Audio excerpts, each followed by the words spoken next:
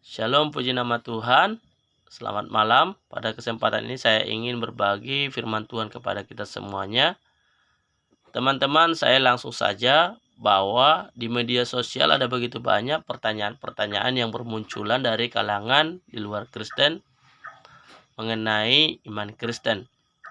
Saya akan mengutip satu persatu pertanyaan-pertanyaan dan saya akan tanggapi satu persatu juga Bapak Ibu dengan video-video berbagai video nantinya yang saya akan tampilkan di YouTube. Pertanyaan pertama yaitu dari Bambang Aura Kinasi. Ini saya temukan di Facebook seperti itu. Pertanyaannya begini teman-teman.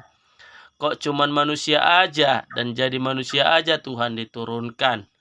Apa karena manusia berdosa? Bicara dosa kan iblis, setan pun berdosa. Kenapa kok iblis tidak juga ditebus dosanya? Seperti itu teman-teman. Nah, saya ingin memberikan jawaban. Ada beberapa hal jawaban. Jawaban pertama bahwa Alkitab menjelaskan bahwa hanya manusia yang diciptakan oleh Allah menurut gambar dan rupa Allah. Hanya manusia yang dibuat langsung oleh tangan Allah dan dihembuskan nafas kehidupan. Seperti itu. Nah, sementara kalau kita cross check kembali bahwa hanya penciptaan berlangsung itu hanya melalui firman. Dan ketika Tuhan berfirman, jadilah maka jadi. Manusia adalah ciptaan paling mulia dibandingkan yang lain. Jadi alasannya Allah datang ke dunia itu dalam rupa manusia itu untuk menyelamatkan manusia. Fokusnya penyelamatan itu dikhususkan kepada manusia dengan cara memperbaiki gambar dan rupa Allah. Gambar dan rupa Allah itu atau disebut imago Dei itu adalah termasuk bagian dari kemuliaan Allah bagi manusia. Makanya dalam Roma 3 ayat 23 dikatakan bahwa semua orang telah berbuat dosa dan telah kehilangan kemuliaan Allah. Jadi Allah menyelamatkan manusia untuk mengembalikan kemuliaan Allah yang telah hilang karena unsur dosa. Itu alasan pertama. Yang kedua, dalam ajaran Kristen bahwa Allah itu menciptakan malaikat yang bernama Lucifer. Malaikat ini hidup dengan Allah bersama-sama di surga. Malaikat Lucifer ini diciptakan paling tinggi di antara para malaikat. Malaikat Lucifer ini diciptakan Allah untuk melayani Allah dan melayani manusia. Seiring waktu berjalan, malaikat Lucifer ini memberontak melawan Allah di dalam kekekalan di dalam surga. Jadi Lucifer ini ingin menyamai Allah dengan segala apa yang dipunyainya.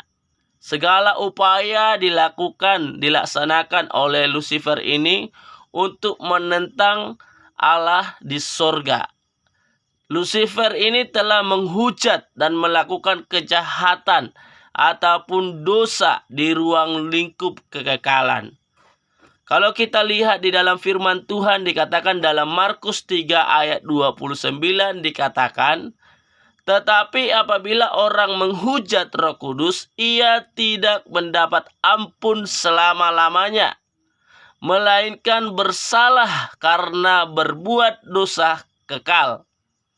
Dilanjutkan lagi di Lukas 12 ayat 10 dikatakan bahwa setiap orang yang mengatakan sesuatu melawan anak manusia, ia akan diampuni. Tetapi barang siapa menghujat Roh Kudus, ia tidak akan diampuni. Kenapa bisa demikian Bapak Ibu? Karena yang dihujat adalah Allah yang sempurna, yaitu Roh Kudus. Maka pengampunan pun tidak ada bagi orang yang demikian. Tentunya hal ini pasti dan sudah diketahui oleh malaikat Lucifer. Peraturan apa dan apa tingkat resiko ketika ia melawan Allah di dalam kerajaan surga. Pengampunan tentunya tidak akan ada lagi padanya sampai pada kekekalan. Maka dari itu, untuk sementara waktu menunggu tiba waktu penghukuman kekal pada malaikat Lucifer yang memberontak, maka Allah membuang Lucifer dari surga ke dalam dunia. Allah membuang malaikat Lucifer dari surga karena surga adalah tempat maha kudus dan maha suci, di mana dosa tidak diizinkan tinggal dalam kawasan Allah. Lucifer dibuang ke dalam dunia menunggu waktu penghukuman tiba.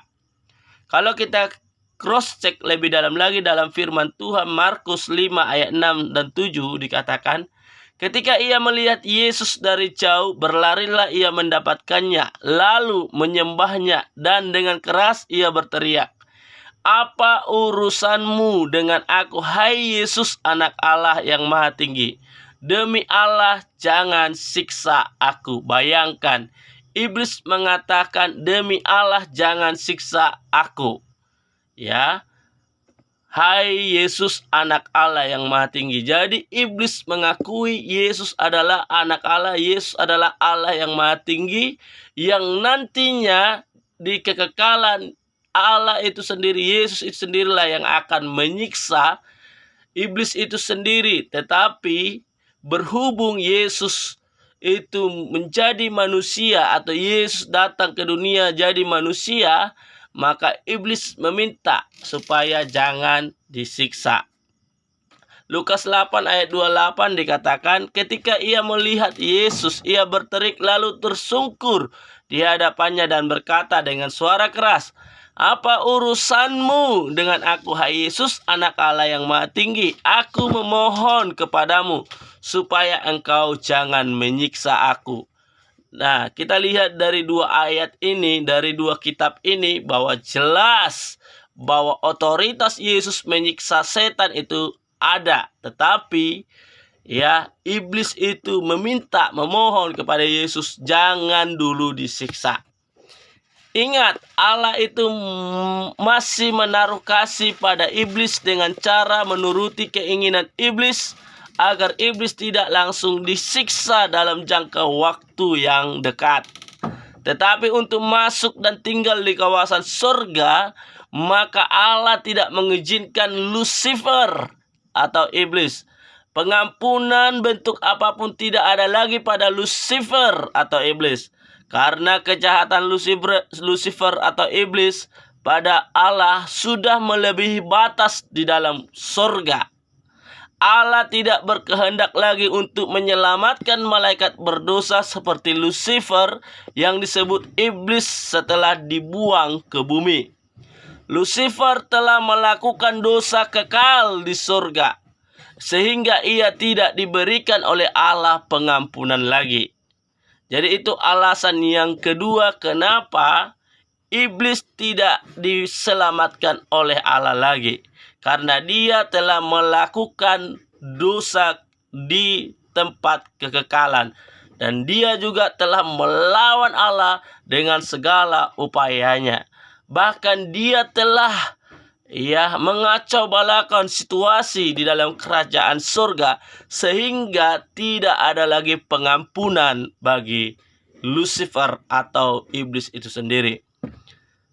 Yang ketiga, alasannya adalah bahwa manusia melakukan dosa atau pelanggaran di Taman Eden yang letaknya saat itu di bumi bukan di surga.